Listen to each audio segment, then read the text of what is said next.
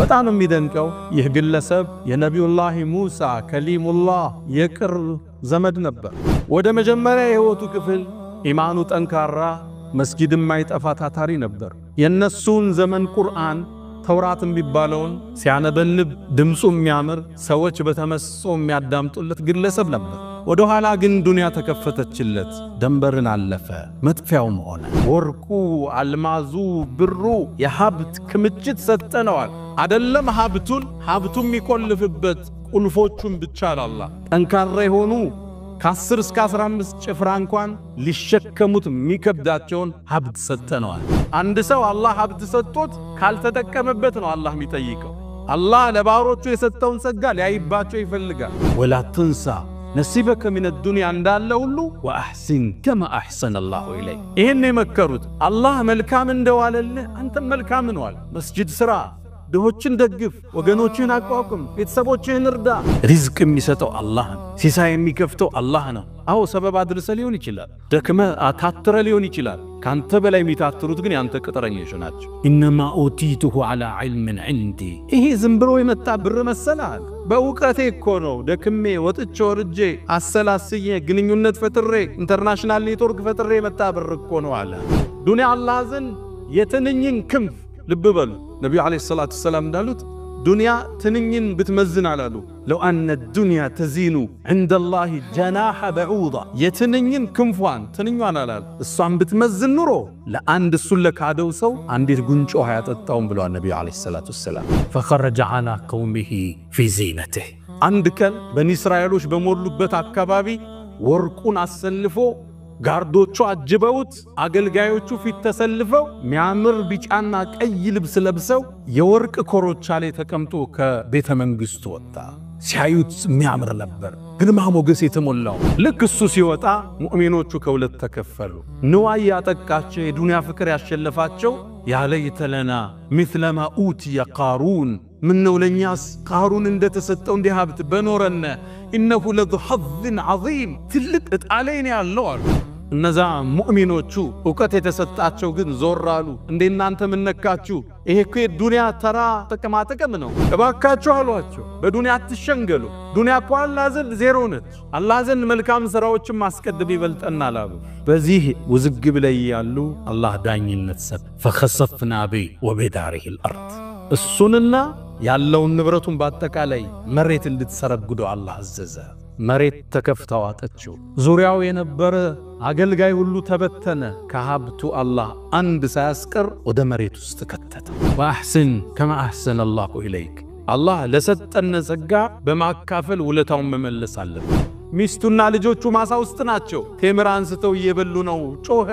ያ ኡመት ደህዳህ አላት ሚስቱን። አቤት አለችው። ይሄን ማሳ ለአላህ ሽጠነዋል፣ ቴምር እንዳታነሽ አላት። ማሳው ውስጥ ሲገባ ልጁ ቴምር እየበላ ነው። ካፏ ወጣውና ልጄ ወይ ለአላህ ሽጠነዋል መብላታችን ብሎ ይዞት ወጣ። አልሐምዱሊላህ ነሸረ ቢቁድረቲሂ አልበሸር ወሰረፈ ቢሕክመቲሂ ወቀደር وابتعث محمدا إلى كافة أهل البدو والحضر. الحمد لله رب العالمين حمدا طيبا طاهرا مباركا فيه مباركا عليه ملء السماوات وملء الأرض وملء ما بينهما وملء ما شاء ربنا من شيء بعد. أهل الثناء والمجد أحق ما قال العبد وكلنا لله عبد. يا من كلما نودي أجابا ومن بجلاله ينشئ السحابا ويا من كلم الصديق موسى كلاما ثم ألهمه جوابا ويا من رد يوسف بعد در إلى من كان ينتحب انتحابا ويا من خصف بقارون الأرض وغطاه تحت الأرض الترابا ويا من خص أحمد باصطفاء وأعطاه الرسالة والكتابا. أشهد أن لا إله إلا الله وحده لا شريك له، له الملك وله الحمد وهو على كل شيء قدير. وأشهد أن سيدنا وإمامنا وقرة أعيننا محمدًا عبد الله ورسوله، البشير النذير والسراج المظهر المنير، خير الأنبياء مقاما وأحسن الأنبياء كلاما لبينة تمامهم ومسك ختامهم بعثه الله بين يدي الساعة بشيرا ونذيرا وداعيا إليه بإذنه وسراجا منيرا فختم الله به الرسالة وهدى الله من الضلالة وبصر به بعد العمى فتح الله به أعينا عميا وأذانا سما وقلوبا غلفا تركنا على المحجة البيضاء ليلها كنهارها لا يزيغ عنها إلا هالك أغر عليه للنبوة خاتم من الله نور يلوح ويشهد وضم الإله اسم النبي إلى اسمه إذا قال في الخمس المؤذن أشهد وشق له من اسمه ليجله فذو العرش محمود وهذا محمد نبينا أتانا بعد يأس وفترة من الرسل والأوثان في الأرض تعبد فأمسى سراجا مستنيرا وهاديا يلوح كما لاح الصقيل المهند وأنذرنا نارا وبشر جنة وعلمنا الإسلام فالله نحمد فصلوات ربي وتسليماته عليه ما اتصلت عين بنظر ووعت أذن بخبر وسلم تسليما كثيرا عباد الله أوصي نفسي الخاطئة وإياكم بتقوى الله ولقد قال تعالى ولقد وصينا الذين أوتوا الكتاب من قبلكم وإياكم أن اتقوا الله يا أيها الذين آمنوا اتقوا الله حق تقاته ولا تموتن إلا وأنتم مسلمون يا أيها الذين آمنوا اتقوا الله وقولوا قولا سديدا يصلح لكم أعمالكم ويغفر لكم ذنوبكم ومن يطع الله ورسوله فقد فاز فوزا عظيما أيها المباركون إن الله مالك السماوات والأرض بيده ملكوت كل شيء إن الله هو الرزاق ذو القوة المتين يبسط الرزق لمن يشاء ويقدر بيده خزائن السماوات والأرض تكفل بأرزاق العباد وفي السماء رزقكم وما توعدون فما على الإنسان إذا أنعم عليه بالنعم وكثرة المال أن يسعى في مرضاة الله سبحانه وتعالى وأن ينفق ماله حتى ينال رضا الله سبحانه وتعالى اليوم نذكر عبدا من عباد الله وهبه الله مالا وكنوزا كثيرا فطغى وتجبر فخسف الله به وبداره الأرض فأصبح مثلا يضرب به لمن أضغاه ماله وألهاه جاهه تعالوا بنا اليوم نذكر منك شيئا ود مؤمنان حيالو الله فطرة عالم جيتا السنو باروچنم ሲሳይን ይለግሳቸዋል ለሻውም ሲሳይን ያሰፋል ለሌላውም ይመጥናል ሁሉ ነገር በእጁ ነው ምድር ላይ ሰበቡን ሲሳዩን ደግሞ ሰማይ እሱ ዘንድ አድርጎታል ወፊ السماء رزقكم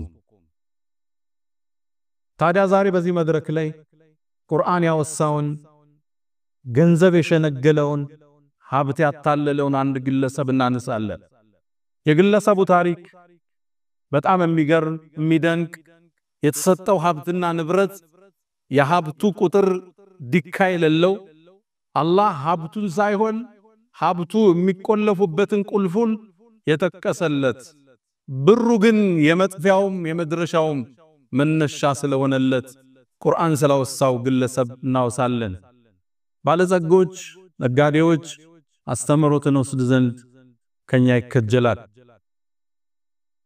የግለሰቡን ታሪክ አላህ ሱረቱል ቀሰስ የሙሳን ታሪክ በዝርዝር ባብራራበት ምዕራፍ ውስጥ አትቶት እናገኛለን በጣም የሚደንቀው ይህ ግለሰብ የነቢዩላህ ሙሳ ከሊሙላህ የቅርብ ዘመድ ነበር ሙፈሲሮቹ እንደሚስማሙት ያጎታቸው ልጅ ነበረ ስሙም ቃሩን ይባላል إن قارون كان من قوم موسى كموسى نجدوج كبني إسرائيل زروج نبر የሙሳም ያጎት ልጅ ነበር። ሀብቱ ጥግ የደረሰ ነበር።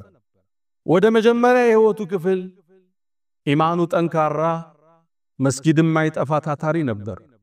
የነሱን ዘመን ቁርአን ተውራት የሚባለውን ሲያነበንብ ድምጹ የሚያምር ሰዎች በተመስጦ የሚያዳምጡለት ግለሰብ ነበር። ወደ ኋላ ግን ዱንያ ተከፈተችለት፣ ደንበርን አለፈ፣ መጥፊያውም ሆነ። አላህ የሰጠውን ሀብት ቁርአን ላይ እንዲህ ብሎ ይጠቅሰዋል። ወአተይና እኛ ሰጠነው ሚነል ኩኑዝ ድልብን ሰጠነው አላህ። ወርቁ፣ አልማዙ፣ ብሩ የሀብት ክምችት ሰጠነዋል። አደለም ሀብቱን የሚቆልፍበት ቁልፎቹን ብቻ አላህ ጠንካራ የሆኑ ከ10 እስከ 15 ጭፍራ እንኳን ሊሸከሙት የሚከብዳቸውን ሀብት ሰጠነዋል። ወአተይናሁ ሚነል ኩኑዝ ድልብን ሰጠነው።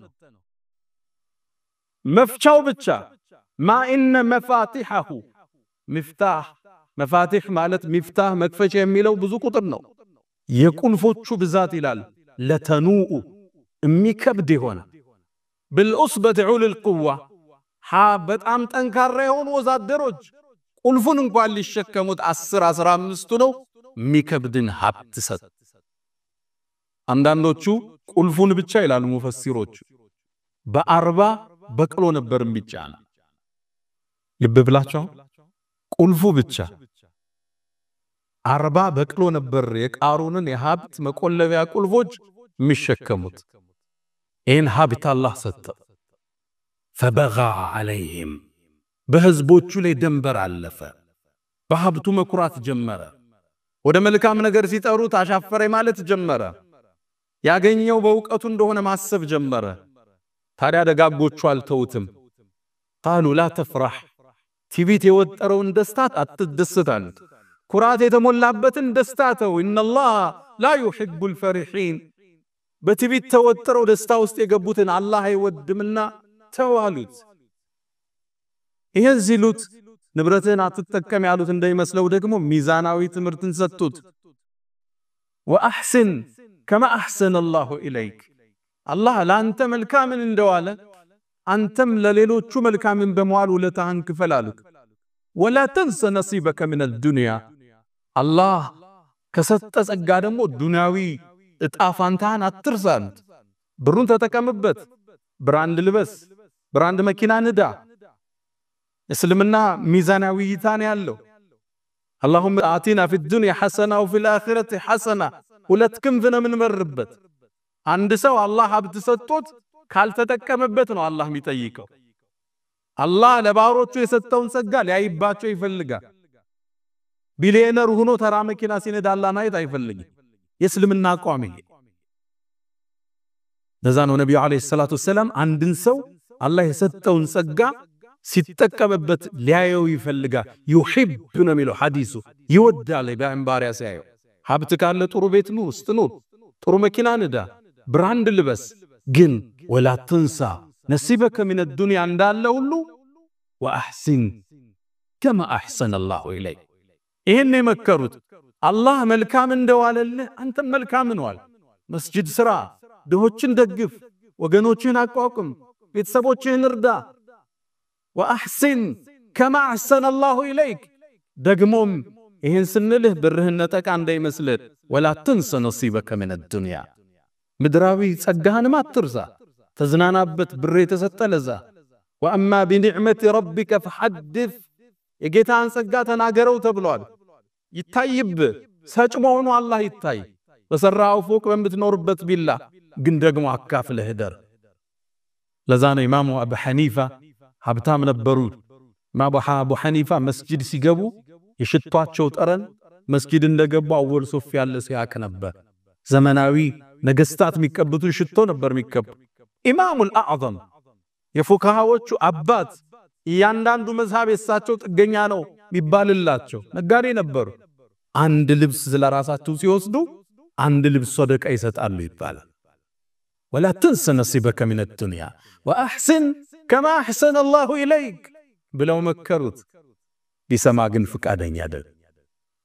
አንድን እኩይ ቃል መለሰላቸው قال انما اوتيته على علم عندي አላቸው ይሄን የምታዩትን ሀብት እኮ የተሰጠሁት በእውቀቴ ነው አላቸው በቢዝነስ ጥበቤ በግንኙነት ጥበቤ ለተቀለፍች አሁን እንደሚባለው ስለ ሀብቱ ሲናገር ቻይና ወጥተን ዱባይ ተመላልሰን በረሃ ወርደን አርሰን ወርቅ ቆፍረን እኮ ነው ያመጣነው ዝም የመሰለ ይላል አንተ አዲስ አበባ ነው ያለው ያንተ ወርቅ ቆፋሪዎቹ ግን ገጠር ነው ያሉት እነሱ ካንተ በላይ የለፉን የሰጠህ አላህን ወአተይና ሰጠነው አላህ አው ግንኙነትን ተጠቅመ ሊሆን ይችላል ደክመ ሊሆን ይችላል ካንተ በላይ የሚደክሙ ግን ሰራተኞች አሉ ያንተን ያህል ሪዝቅ የላቸው ሪዝቅ የሚሰጠው አላህ ነው ሲሳይ የሚከፍተው አላህ ነው አው ሰበብ አድርሰ ሊሆን ይችላል ደክመ አታትረ ሊሆን ይችላል ካንተ በላይ የሚታትሩት ግን ያንተ ቅጥረኞች ናቸው انما اوتيته على علم عندي ይሄ ዝም ብሎ የመጣ ብር መሰላል በእውቀቴ እኮ ነው ደክሜ ወጥቼ ወርጄ አሰላስዬ ግንኙነት ፈጥሬ ኢንተርናሽናል ኔትወርክ ፈጥሬ የመጣ ብር እኮ ነው አለ አላህም ተቆጣበት እችን ያዘበት አላህ ማስከትሯል አያቅም እንዴ እኛ ከሱ በፊት ከሱ በላይ ሀብትና ከሱ በላይ አቅም የነበራቸው ሰዎች እንደደመሰስነ አልሰማም እንዴ አላህ አስከትል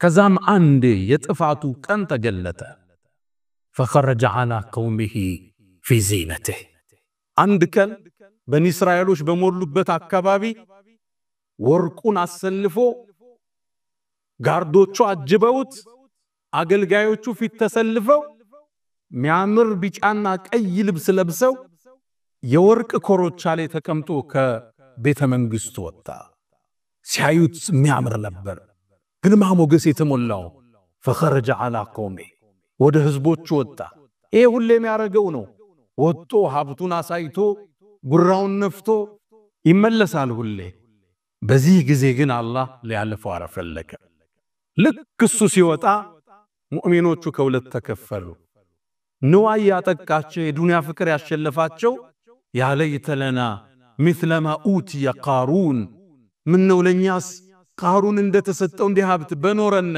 انه لذو حظ عظيم ትልቅ ጣለኝ ያለው ኢማናቸው ተንሸራተተ አንዳንዱ እንዲገጥመዋል የሌሎችን ሀብት ሲያይ ምቾት ድሎት ሲያይ ኢማኑ መርገያታ እነዛ ሙእሚኖቹ ዕውቀት የተሰጣቸው ግን ዞራሉ እንደናንተ ምንነካችሁ ይሄ እኮ ዱንያ ተራ ጥቅም ነው ጥቅም ነው ዱንያ አላህ ዘንድ የትንኝን ክንፍ ልብ በሉ ነብዩ አለይሂ ሰላቱ ሰላም እንዳሉት ዱንያ ትንኝን ብትመዝን አላሉ لو ان الدنيا تزين عند الله جناح بعوضه የትንኝን ክንፏን ትንኛን አላል እሷን ብትመዝን ኑሮ ለአንድ እሱን ለካደው ሰው አንዲት ጉንጮ ያጠጣውን ብለዋል ነብዩ አለይሂ ሰላቱ ሰላም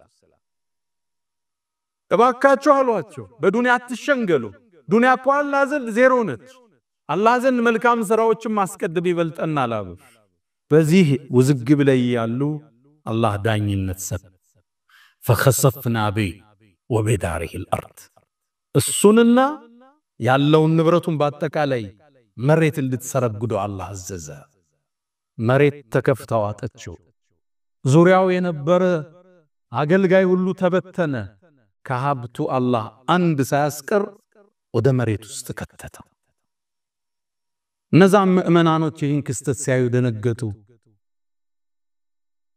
አላህ እኮ ለኛ በጸጋው ባይሞላ ኑሮ ከመሳሳይ ክስተት ይገጥመን ነበር አሩን ንብረቱ መጥፊያ ሆነ እንዴ አላህ ቃሩንን ለትውልድ በሀብቱ ለኮራ በስልጣኑ ለኮራ በክብሩ ለኮራ ሰዎችን ቆርጦ ለሚያይ ባፍንጫው ለሚያናገር ሁሉ አላህ ምሳሌ አድርጎ ጣለፈ አላህ ታዲያ አንቀጹ ሲቋጨው የቃሩንን ታሪክ ተርኮ በአንድ አረፍተ ነገር ዘጋው تلك الدار الآخرة ناكو يقطعوان عالم نجعلها نارغاتالن للذين لا يريدون علوا في الأرض مدر لي بسوچ لي مكفسل مكراتن لما يودوات نادرغاتالن على الله ولا عقبة للمتقين مጨረሻው ፍጻሜው አላህን ለሚፈሩት ነው የሚል የቁርአን አንቀጽ የቃሩንን ታሪክ አላህ መዝጊያ ያደረገው።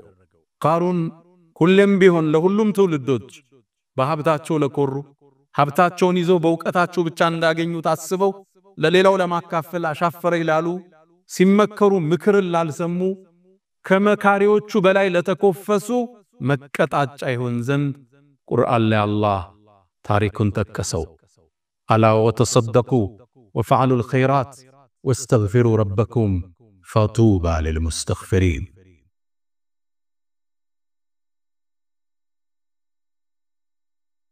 والحمد لله على إحسانه والشكر له على تفضله وامتنانه ولا إله إلا الله تعظيما لشانه وصلى الله وسلم وبارك على رسوله وإخوانه أما بعد ودم أمنان الله يتكسر بن تاريك بركات تستمرتوچ وطبطال የቃሩን ታሪክ የተጠቀሰው ሱረቱል ቀሰስ የሙሳ ታሪክ በዝርዝር በተወራበት ምዕራፍ ውስጥ ነው።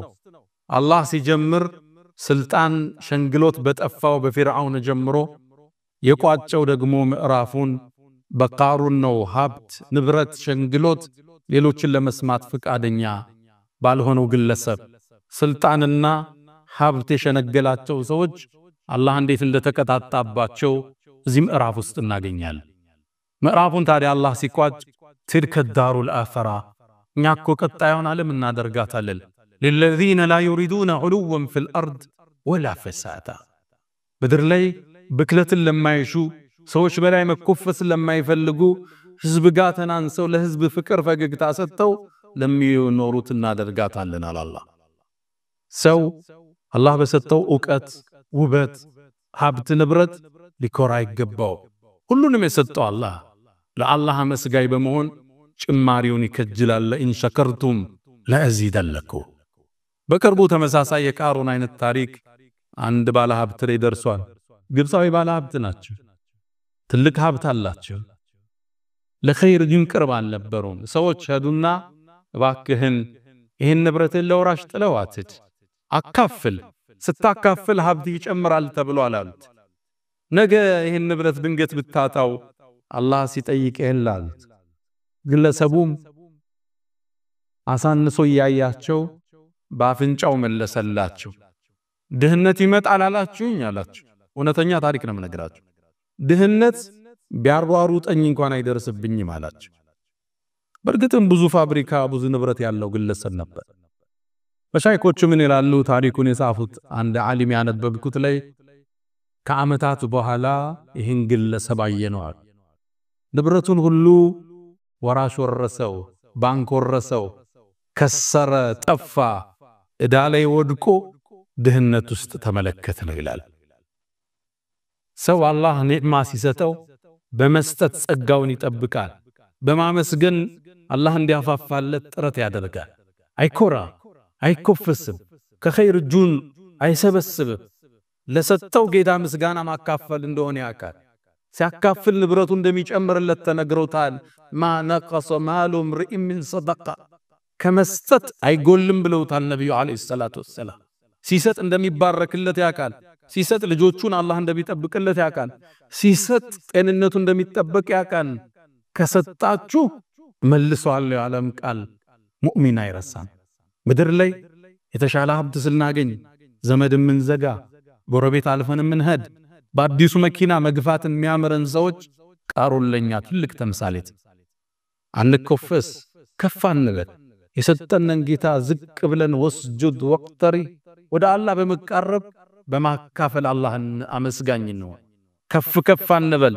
ኢነከ ለን ተኽሪቀ الارض ወለም ተብሉغ الجبال طولا ኩፈሳው ተራራ ጋር በቁመት ለመወዳደር ነው ወይስ መሬትን ስንራመድ ለመብሳት አስበን? የሰው ልጅ ነን። እድሜያችን የተወሰነ አላፊዎችም ነን። ዝቅ ካልን አላህ ከፍ አድርጉን እዚህ ምድር እናልፋለን። ዑመር ኢብኑ አብዱል አዚዝ የሰይድና ዑመር የልጅ ልጅ ናቸው። እሳቸው 2 ዓመት ከ6 ወር የሙስሊሙን ዓለም አስተዳደሩ። ዝቅ ብለው አስተዳደሩ። ሲሞቱ ይላሉ ሊሞቱ አካባቢ ፍራሻቸው ላይ ተጋድመው ቤተሰብን ውጡ አሏቸው ይላል። ብቻቸው ነው። ከዛም እንሰማቸው ነበር። አንዲትን የቁርአን አንቀጽ ቀሩ። ትልከ ዳሩል አኺራ እኛ እኮ የቀጣዩን ሀገር እናደርጋታለን ለلذين لا يريدون علوا في الارض ولا فسادا ምድር ላይ በመኮፈስ አምባገነን ላልነበሩት ብክለትን ላላንሰራፋት እናደርጋታለን ብለው ሩሃቸው ወደ አላህ ተሻገረች ሙእሚን ሲኖር ያለውን አካፍሎ ሰው ጋር ስቆ ሰውን አቅፎ ተናንሶ ከፍታን አግኝቶ ያልፋል የመጀመሪያው ትምህርታችን እሱ ነው ሁለተኛው واحسن كما احسن الله اليك الله ለሰጠን ጸጋ በማካፈል ውለታውን መመለስ አለበት ንብረታችንን መጠበቅ አለበት አላህ ይላሉ ነብዩ አለይሂ ሰላቱ ወሰለም ለባሮቹ ሀብትን ይሰጣቸዋል የሚያካፍሉት ከሆነ ሀብቱን እዛ ያቆይላቸዋል እጃቸውን ከሰበሰበ ወደ ሌላ ስም ይቀይረዋል ይላሉ ሐዲሱ ሰሂህ ባሮቹ ዘንድ ያሰራጨውና ሲይዙ ይዝባቸዋል ወደ ሌላ ይቀይረዋል አካፍሎ ማደር ሰደቃ መስጠት ከዚህ ታሪክ የምንማረው ወሳኝ ነገር አንዴ ነብዩና መሐመድ አለይሂ ሰላቱ ወሰለም መስጂድ ላይ ቁጭ ብለው ያሉ አንድ የቁርአን አንቀጽ ወረደ ለን ተናሉል ቢራ حتى تنفقوا مما تحبون እናንተ እኮ ጀነትን የመልካም ሥራ ምንዳችሁን አታገኙም ይላል አንቀጹ حتى تنفقوا مما تحبون ከምትወዱት ነገር እስክትሰጡ ድረስ ይላል ይሄን አንቀጽ አቡ ዳህዳ የሚባለው ታላቁ ሰሃባ ሰማ ወደ ነብዩ መጣ የአላህ መልእክተኛ ቁርአን ሰማውት ከምንወደው ነገር ካልሰጠነ የመልካም ነገር ምንዳችንን አናገኝም እንዲያላቸው አንቀጹ እንደዛ ነው የሚለው ከዛም የአላህ መልእክተኛ የኔን ማሳ ታቁቴል መወደውን አላቸው የቱ ነገራቸው ውብ ማሳ ነበር 600 በላይ የቴምር ዛፍ ያዝ የራሱ ምንጭ ያለው ማሳው ውስጥ አገልጋዮች ያሉበት የሚያፈራ ነብዩም አለይሂ ሰላቱ ወሰለም እዛ ማሳ እየገቡ ውሃ ይጠጡ ነበር ውሃውም ጣፋጭ ነው ብለው የተናገሩለት ማሳ ነበር የአላህ መልእክተኛ እምወደው ንብረቴ ነው ለአላህ ሰጥቻቸዋለሁ አለ ለአላህ ሰጠህ ንብረቱ ለአላህ በጀነት ለውጦ ከቤት ከመስጊድ ሲወጣ ሚስቱና ልጆቹ ማሳ ውስጥ ናቸው ቴምር አንስተው እየበሉ ነው ጮኸ ያ ኡመት ዳህዳ አላት ሚስቱን አቤት አለችው ይሄን ማሳ ለአላህ ሽጠነዋል ቴምር እንዳታነሻላት ማሳው ውስጥ ሲገባ ልጁ ቴምር እየበላ ነው ካፏ ወጣውና ልጄ ወይ ለአላህ ሽጠነዋል መብላታችን ብሎ ይዞት ወጣ ምድር ላይ ሳሉ ባለው ንብረታቸው የአላህን ውዴታ አግኝተው ጀነትን አረጋግጠው ፈርመው የተሻገሩ የአላህ ባሮች አሉ ወአህስን كما احسن الله اليك ስንነግድ ትርፍ ሲመጣ ከዘካው ውጭ ካለው ራሱ ከትርፉ ይህን ፐርሰንት ለአላህ ብንሰጥ የሙእሚን አቋም በቅርቡ አንድ ወዳጅ ጋር ያወራን ለሆነ ብር ሰደቃ ብር ተፈለገና ወማከርኩት ቆይ እስኪ ከዘካዬ ውጭ ከስራዬ ለአላህ ማስቀምጠው ፐርሰንቴጅ አለ ስንት እንደሆነ አይቼ ልንገርህ አለ አየናም ሰደቃው ስራ ላይ ተሳተፈ ብሩን ልቆ ምን ሰራው ንግድ ውስጥ ከዘካችን ውጭ ለአላህ ምን ነው ይፈልጋል ሌላ እኔ አንድ ወዳጅ አለኝ ዘካውን 10% የሚያወጣ ዘካው 2.5% ነው ምናወጣው 2.5 10 የሚያወጣ ነው ያካር እኛ ውስጡ ነው የአላህ ደጋግበሮችን ታገኛላችሁ ስፈትሿቸው ሀብት ጥቅሙ ምንድነው ራት እኮ 20 ሺህ ብር ራት አንበላ ትንሽ ካዝከው አለ ልታካፍለው ብቻ ለሌላው ልትኖርለት ብቻ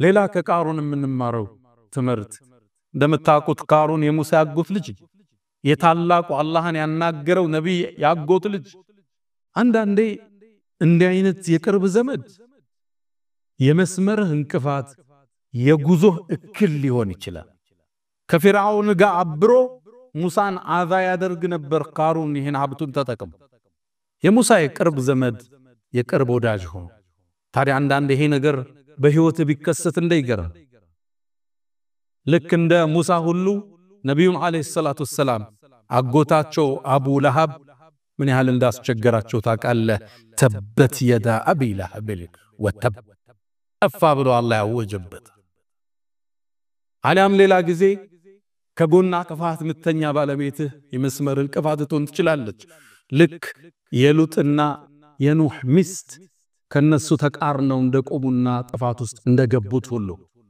ሌላ ጊዜ አብረው የተወለዱት ያብራክ ክፋይ ካንተ መስመር ተቃራኒ ተጻራሪ ሊቆሙ ይችላሉ። ልክ እንደ ነቢዩላህ ዩሱፍና እንደ ወንድሞቹ ኢነ አባና ለፊ ضلال ሙቢን ያሉ ወንድማቸውን ጉድጓድ ውስጥ ለመክተት ርህራሄ ያልነበራቸው እቅቱሉ ዩሱፍ አው ጥራሁ ወይ ንግደለው ብለው ወንድማቸው ላይ ሴራ ያወጡ። አንዳንዴ ሸይጣን መሃል ይገባና እንደ አይነት ነገሮች ቤተሰብህ ውስጥ ሊከሰት ይችላል። ይህን ስታደንግጥ ዝምድናህን ለመቀጠል ጥረት አድርግ። በሶብር ነገራቶችን ለፋቸው። ከጨለማ በኋላ ብርሃን መምጣቱ አይቀርም። የቅርብ ዘመድ እርግጥ ሲዞልምህ ህመሙ ከሌላ የበለጠ ይበረታል። ወظልሙ ذوي القربى أشد مضادة ሚሉት ህመሙ ተወርሮ ከሚወጋህ ጦር በላይ ያማል። ምታቀው ሰው ሊያግዝህ ይገባል ምትለው ሰው ከጎን ሲርቅ ተቃራዲ ስቆም ያማል። ግን ህይወት ላይ ሊከሰት ለሚችል ሰው የተሻለ ነገር አንተ ሀብት ስትዝ ወይም የተሻለ ነገር ላይ ስትሆን የሆኑ ስሜቶች ሸይጣን መሃል ይፈጥራል።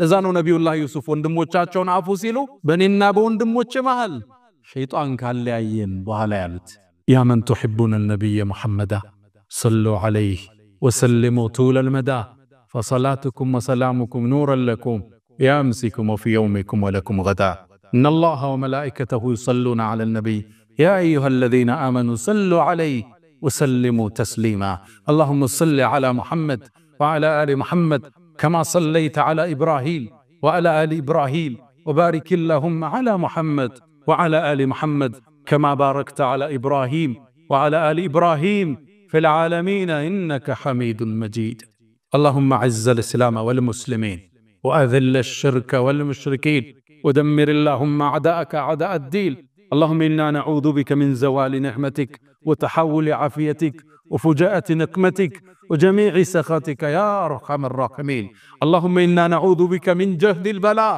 ودرك الشقاء وسوء القضاء وشماتة الأعداء اللهم حبب إلينا الإيمان وزينه في قلوبنا وكره إلينا الكفر والفسوق والعصيان وجعلنا من الراشدين اللهم إنا نسألك العفو والعافية والمعافاة الدائمة في الدين والدنيا والآخرة اللهم ربنا آتنا في الدنيا حسنة وفي الآخرة حسنة وقنا عذاب النار ألا فأقم الصلاة.